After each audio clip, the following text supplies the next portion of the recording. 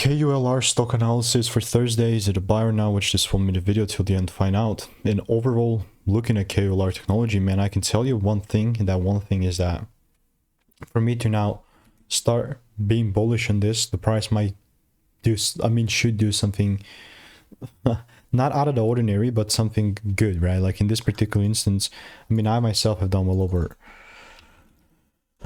84 results in my Discord, so there's like not lack of coverage in KULR. And if you've been watching this on this pump, I made a video when it was like 28 cents, and then this thing went to like 5x, like 5 of, we had like a split like 50 bucks, so that's why it's kind of different. But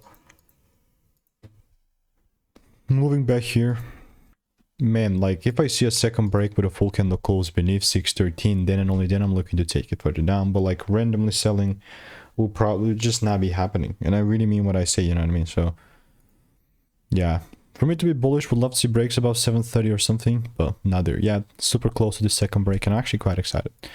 So if you want my exact play and all that good jazz, just click the first link in the description. Picks plus the blueprint. 1,200 people have gotten enrolled, so if you want to finally not lose, click the first link in the description. It's free screen.